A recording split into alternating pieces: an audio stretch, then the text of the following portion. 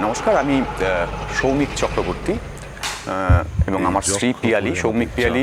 আমরা দুজন এবছরে কাজ করছি বোসপুকুর তালবাগান সর্বজনীন দুর্গোৎসবে। আমাদের বিষয় হচ্ছে রক্তকর্মী, রবীন্দ্রনাথ ঠাকুরের রক্তকর্মী নাটক। কবর দিয়ে রেখেছিল। আমরা যে সেই মরা ধনের সব সাধনা করি, তার প্রেতকে বশ করতে চাই।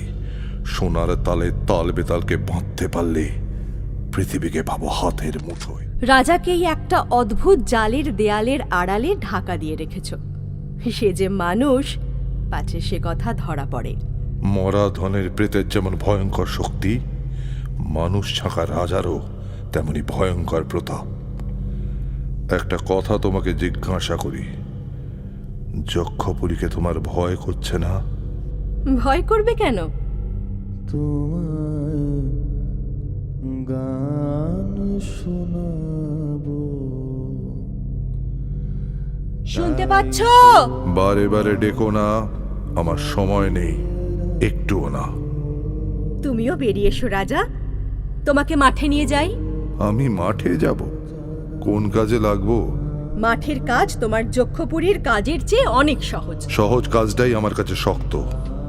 সরোবর কি ফেনার নুপুর পরা ঝর্ণার মতো নাচতে পারে? যাও যাও যাও।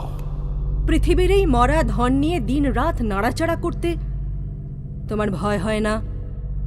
তুমি কি জানো, বিধাতা তোমাকেও রূপের মায়ার আড়ালে অপরূপ করে রেখেছেন। তার মধ্যে থেকে ছিনিয়ে তোমাকে আমার মুঠোর ভিতর পেতে চাচ্ছি। মণ্ডপে 69-এর সব থেকে ইম্পর্টেন্ট একটা ক্যারেক্টার বিশু পাগলা। পাল্টিয়ে দেখতে চাই, না পারি তো ভেঙে চুরে ফেলতে চাই। তুমি নিজেকে সবার থেকে হরণ করে রেখে বঞ্চিত করেছ। সহজ হয়ে ধরা দাও না কেন? নিজেকে তো আপনি করছিলেন যে ঢোকার সময় একটা জেলখানা আছে, মলখানার মোটা মোটা জিনিস চুরি করতে বসেছি। এই সময় দাঁড়িয়ে সত্যিই কি আমরা স্বাধীন?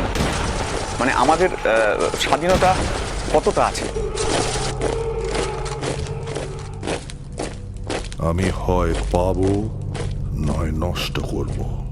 গ্যাস মাস্ক, বুঝতেই পারছেন, যেটা বেসিক স্ট্রাকচারটা করা আছে কঞ্চি দিয়ে, আর একটা পাতলা আয়রনের স্ট্রাকচার আছে সাপোর্টের জন্য। করে পাওয়া।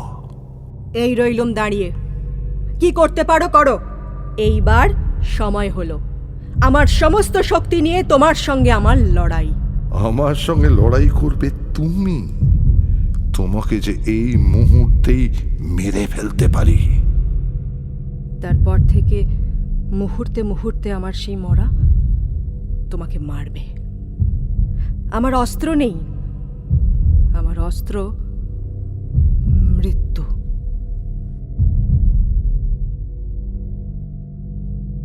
তুমি কি কখনো ঘুমাও না?